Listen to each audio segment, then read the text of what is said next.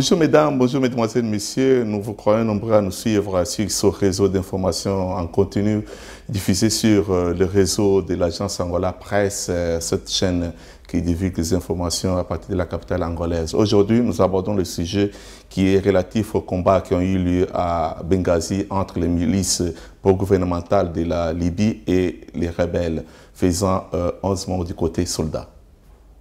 Oui, comme je le disais, nous commençons par la Libye où les affrontements armés ont repris le 13 juillet dans la ville de Benghazi, à l'est de la Libye, entre les forces armées et les milices islamistes, faisant le bilan de 11 morts et 14 blessés.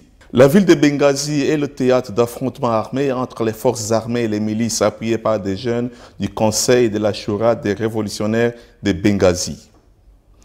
Au Rwanda, le Parlement de ce pays a analysé la modification de la Constitution qui permettait au président Paul Kagame de briguer un troisième mandat en 2017, rapporte mardi la Pana Presse.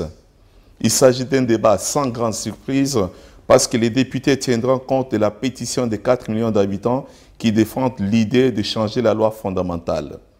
À noter qu'il y a une semaine, plus de 3,7 millions de Rwandais sur un corps électoral de 6 millions d'habitants ont signé une pétition demandant au Parlement de modifier l'article 101 de la Constitution qui limite les mandats présidentiels à 2 successifs.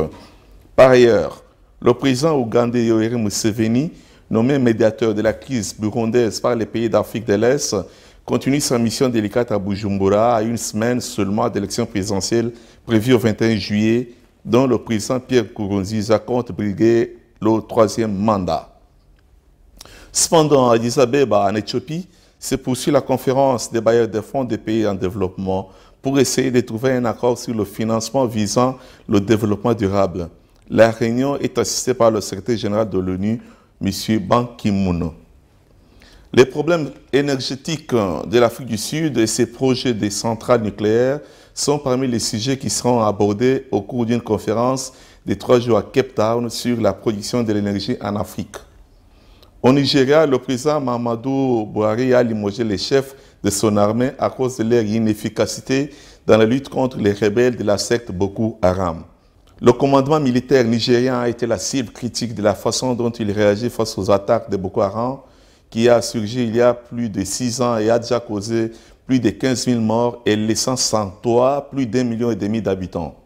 Enfin, les chefs de la diplomatie de l'Iran et le groupe 5+1, États-Unis, la Grande-Bretagne, la France, Russie, Chine et Allemagne ont négocié pendant 17 jours au palais de Cambourg dans la capitale autrichienne et ont conclu le 14 juillet dernier un accord sur le programme nucléaire iranien.